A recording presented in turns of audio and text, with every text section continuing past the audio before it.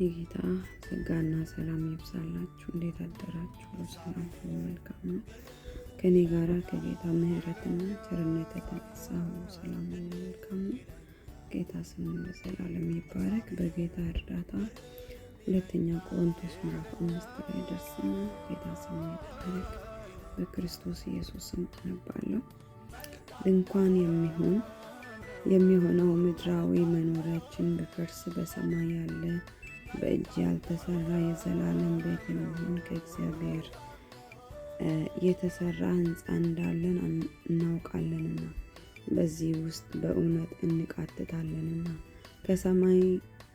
ከሰማይም የሚሆነውን መኖሪያችንን እንድንለብስ እንናፍቃለንና ለብሰን ራቁታችንን አንገኝም። በእውነትም የሚሞት በሕይወት ይዋጥ ዘንድ ልንለብስ እንጂ ልንገፋ የምንወድ ሳለን የምንወድ ስለሆነ በድንኳኑ ያለን እኛ ከብዶን እንቃትታለን። ነገር ግን ለዚሁ የሰራን እግዚአብሔር ነው፣ እርሱም የመንፈሱን መያዣ ሰጠን። እንግዲህ ሁል ጊዜ ታምነን በእምነት እንጂ በማየት አንመላለስምና በሥጋ ስናድር ከጌታ ተለይተን በስደት እንዳለን የምናውቅ ከሆነን ታምነናል። ይልቁንም ከሥጋ ተለይተን በስደት መኖር በጌታም ዘንድ ማደር ደስ ይለናል። ስለዚህም ደግሞ ደስ የምናሰኝ ልንሆን እንቃናለን። መልካም ቢሆን ወይም ክፉ እንዳደረገ እያንዳንዱ በሥጋው የተሰራውን በብድራት ይቀበል ዘንድ ሁላችን በክርስቶስ በፍርድ ወንበር ፊት ልንገለጥ ይገባናልና። እንግዲህ የጌታን ፍርሃት አውቀን ሰዎችን እናስረዳለን። ለእግዚአብሔር ግን የተገለጠንን በሕሊናችሁም ደግሞ የተገለጠን እንደሆነን ተስፋ አደርጋለሁ። በመልክ እንጂ በልብ ለማይመኩ የምትመስሏቸው መልስ እንዲኖራቸው በእኛ ልትመኩ ምክንያት እንሰጣቸዋለን እንጂ ራሳችንን ደግሞ ለእናንተ የምናመሰግን አይደለንም። እብዶች ብንሆን ለእግዚአብሔር ነው፣ ባለ አእምሮዎች ብንሆን ለእናንተ ነው። ይህን ስለቆረጠን የክርስቶስ ፍቅር ግድ ይለናልና። አንዱ ስለ ሁሉ ሞተ፣ እንግዲያስ ሁሉ ሞቱ። በሕይወትም ያሉት ስለ እነርሱ ለሞተውና ለተነሳው እንጂ ወደፊት ለራሳቸው እንዳይኖሩ ስለ ሁሉ ሞተ።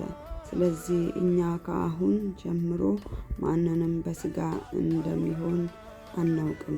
ክርስቶስንም በሥጋ እንደሆነ ያወቅነው ብንሆን እንኳን አሁን ግን ከእንግዲህ ወዲህ እንደዚህ አናውቀውም። ስለዚህ ማንም በክርስቶስ ቢሆን አዲስ ፍጥረት ነው፣ አሮጌው ነገር አልፏል፣ እነሆ ሁሉም አዲስ ሆኗል።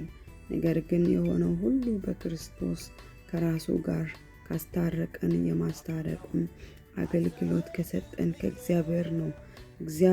እግዚአብሔር በክርስቶስ ሆኖ ዓለሙን ከራሱ ጋር ያስታርቅ ነበርና በደላቸውን አይቆጥርባቸውም ነበር፣ በእኛም የማስታረቅ ቃል አኖረ። እንግዲህ እግዚአብሔር በእኛ እንደሚማልድ ስለ ክርስቶስ መልእክተኞች ነን። ከእግዚአብሔር ጋር ታረቁ ብለን ስለ ክርስቶስ እንለምናለን። እኛ በእርሱ ሆነን የእግዚአብሔር ጽድቅ እንሆን ዘንድ ኃጢአት ያላወቀውን እርሱን ስለ እኛ ኃጢአት አደረገው ይላል። ጌታ ስሙ ዘላለም ይባረክ። ድንኳን በሚሆነው የሚሆን ምድራዊ መኖሪያችን ቢፈርስ በሰማይ ያለው በእጅ ያልተሰራ የዘላለም ቤት የሚሆን ከእግዚአብሔር የተሰራ ሕንፃ እንዳለ እናውቃለን። በሰው እጅ ያልተሰራ የሰው ዓይን ያላየው፣ የሰው እጅ ያልዳሰሰው፣ የሰው እጅ ያልሰራው በሰማይ መኖሪያ አለ። ጌታ ስሙ ለዘላለም ይባረክ። በእውነት በእግዚአብሔር መወደዳችን አንዳንድ ጊዜ ስናስብ ምን አይቶ ነው ቆይ እግዚአብሔር እኔን የወደደኝ እላለሁ እኔ የምር እንደው ለሰውም አንመችም እኮ እንኳን ለጌታ ማለት ነው። ስለዚህ ምናችንን አይቶ ነው እግዚአብሔር በዚህ ልክ የወደደን? እንደው እግዚአብሔር እንዴት ያለ ጻድቅ አምላክ ነው! እንዴት ያለ ፍቅር አምላክ ነው እላለሁ። እና እንዲሁ ደግሞ እንግዲህ ሁሉ ጊዜ ታምነን በእምነት እንጂ በማየት አንመላለስም። በእምነት እንመላለሳለን እንጂ በስጋ አንመላለስም። ምክንያቱም እግዚአብሔርን በማመን በእጅ ያልተሰራውን ከእግዚአብሔር ልንቀበል ነው እንጂ የምንኖረው ወይንም የምንመላለሰው በስጋ መሆን አይገባንም። ስለዚህ ሁሉ ጊዜ ጌታን በማሰብ በዚህ በሚፈርሰው ስጋ ጌታን እያሳዘንኩ ነው ወይ? ጌታን እያስደሰትኩኝ ነው ወይ? ጳውሎስ እንዲህ አለ፣ አስተምሬ ትንቢትም ተናግሬ።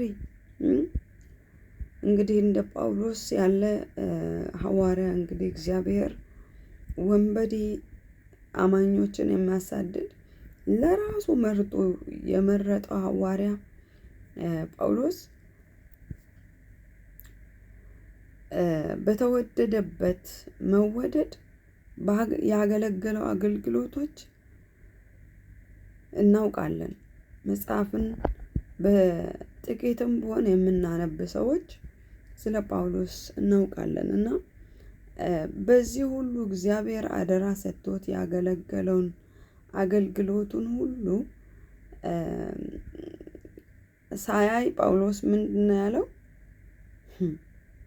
የተጣልኩ እንዳልሆን እኔ አገልግዬ ትንቢት ተናግሬ ቃል ሰብኬ የተጣልኩ እንዳልሆን አለ።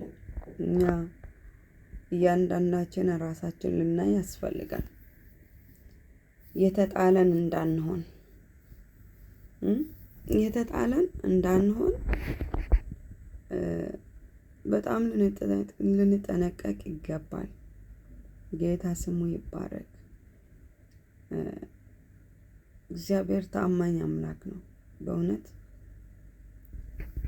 እንዲሁም ደግሞ ጌታ ኢየሱስ ክርስቶስ ስለኛ ምንም ኃጢአትን ያላወቀውን አብ ኃጢአት አድርጎ ለኛ ሰጠ።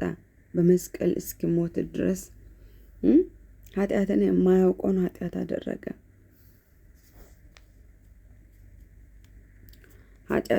ኃጢአት ያላወቀውን እርሱን ስለኛ ኃጢአት አደረገው።